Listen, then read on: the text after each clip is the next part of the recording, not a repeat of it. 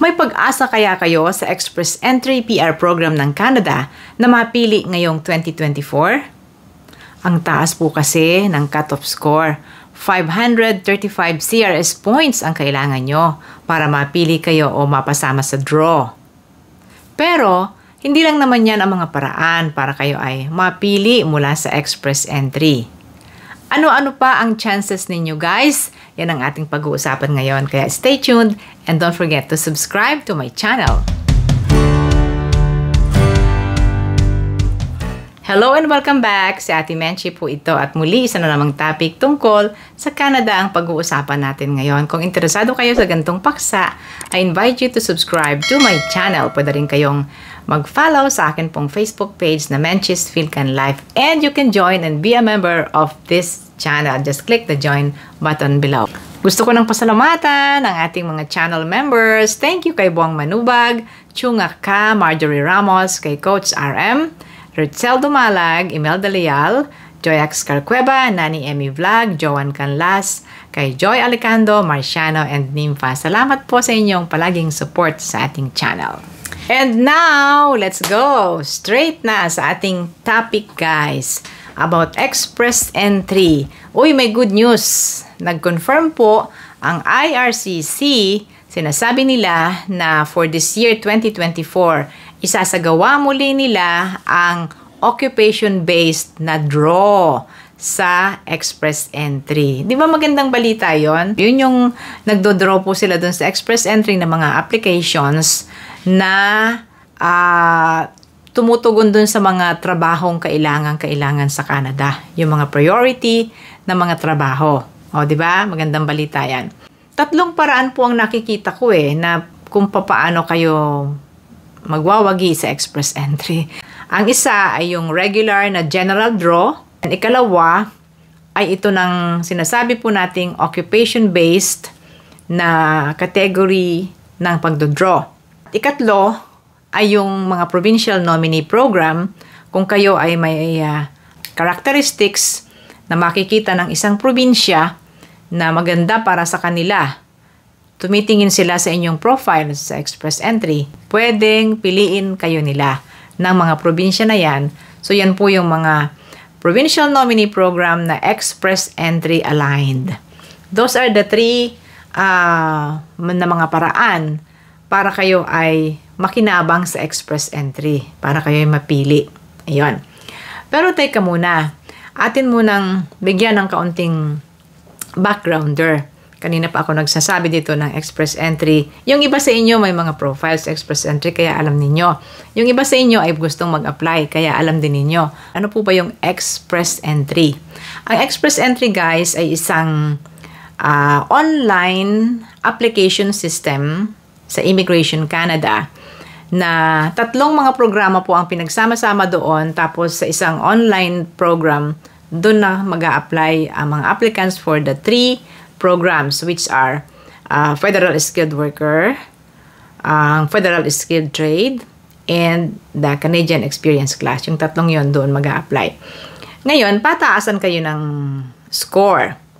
At yung may pinakamataas, siya ang pipiliin para mag-apply na sa PR program. Yun. So, ibig sabihin, hintayin mo na mapili ka nila doon bago ka pa mag-a-apply sa PR program. At pag in-apply mo naman sa PR program ang iyong application, within 6 months, approve ka na. Permanent resident ka na. So, when you land in Canada, permanent resident ka na. Kaya, maganda po ang programang ito ng Express Entry. Yun nga lang, marami pong matataas ang score. Paano naman yung medyo mababa ang score? Ayan. So, paano nagkaka-score? Ini-scorean kayo dito sa iba't ibang mga factors. So, mag-create ka ng profile sa portal ng Express Entry and it's free. Walang bayad po ang mag-create ng profile. Magbabayad lang kayo pag in-invite na kayo to apply for the PR program. So, mag-create kayo ng inyong profile doon. May score po ang mga factors na ito. Age. Ayan. May pinakamataas na score ay yung mga kabataan pa. From 20s and mga 30s, ganyan. Pag 40s na, may score pa rin pero pababa ng pababa habang ikaw ay nagkakaedad. Yon. Age, level of education. Yon, may score po ang inyong level of education. In that particular factor, kailangan mo ng education credential assessment. And then, kailangan mo rin ng English proficiency test. Yan po yung mga IELTS or CELPIP. Kung mataas ang iyong result ng iyong English proficiency, ang IELTS mo, mataas din ang score mo, syempre. Pwede rin po yung French language, kung French ang inyong language. At isa pang factor ang inyong work experience. Ayun. So, para po sa mga karagdagang impormasyon tungkol dito, ililink ko sa description box ang link ng IRCC about express entry, kung paano mag-open ng profile. At meron din po silang CRS calculator. Pwede mo ring i-calculate ang iyong score para alam mo sa iyong sarili kung saan ka aabot. Abot ka ba ng 400? Abot ka ba ng 500? Depende sa iyong kakayanan in those factors. Meron bang ibang mga factors like adaptability? Pati nga po spouse ay pwedeng isama rin dun sa mga scoring na ganyan. Yung mga na-draw na o napili na, katulad po yung mga napili ngayong February 13 of 2024. Meron silang na-draw na 1,400 mahigit na mga applicants. Yung mga napili na yon, binigyan na po ng invitation to apply para sa PR program. So magpa-file na sila ng kanilang application for PR and within 6 months ma-approve sila and they will come to Canada. PR na sila. For more details, ay aralin niyo po muna ang Express Entry. So go back to the question na ano ang inyong pag-asa ngayong 2024 sa Express Entry. Ang isang pag-asa nyo, number 1 po, is the general draw. Kung mataas ang inyong score. Isang pag-asa ninyo guys ay ang occupation-based category ng Express Entry. Ang ganda nito kasi last year nag-draw na po sila ng ilang mga occupations and palaging number 1 nangunguna po ang healthcare. So ano-ano ba yung mga occupations na kanilang idinodraw? Halimbawa, kasama ka sa occupation na kanilang in-identify, irarank nila kayo according to CRS points pa rin. Pero hindi po 535. Yung iba po ay mga nasa 400 something score lang. Merong 300 pa nga no? 300 above. Ay rarank nila kayo at iimbitahan din po kayo according to rank na hindi kataasan. Yan. So, ano-ano po ba yung mga categories na yon o anong mga occupations yung in-identify nila last year? At sabi po, ay ngayong taon, yun din ang magiging category. Alam nyo guys, mahigpit po ang Canada sa mga draw na ito. Taon-taon, i-report ng immigration sa parliament, sabing occupation-based na draw na ito. Nag-identify na po sila base sa need ng Canada, sa pangangailangan ng labor market ng Canada.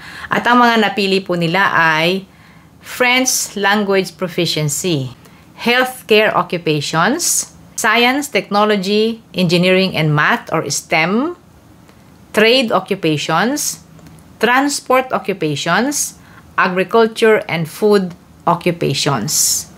Sa pinaka-latest po na draw ng category-based na ito, pumili po sila ng nasa 7,000 pero ito ay French proficiency, yung mga marunong mag-French. Last year, 2023, ito po yung kanilang record. Sa agriculture and food or agri-food category ay nag-draw po sila ng 400 ang kanilang pinili na in-invite. Alam nyo ba kung anong CRS point? 386 CRS point lang. Transport occupations, nakapili po sila ng 670. Ang CRS point ay 435. Sa trades occupation, 1,000 po ang kanilang pinili. Ang score ay 425 CRS point. Sa larangan naman ng STEM, Science, Technology, and Math, marami silang pinili guys. 5,900 last year. At ang CRS point po ay 481. O medyo mataas-taas, 481 CRS point. Sa healthcare, marami rin silang pinili. 3,600 po yon ng mga applicants noong October. At ang CRS point ay 431. Kaya ba ang 431?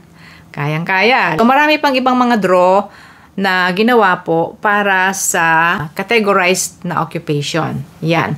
So, anong pag-asa ninyo ngayong taon 2024? May pag-asa yung mga nasa occupations na yan. Ang ikatlong chance ninyo guys ay ang mapili kayo ng probinsya. Ng alinmang probinsya na interesado sa inyong background. Tinitingnan po ng probinsya ang inyong background, ang inyong profile dyan sa express entry.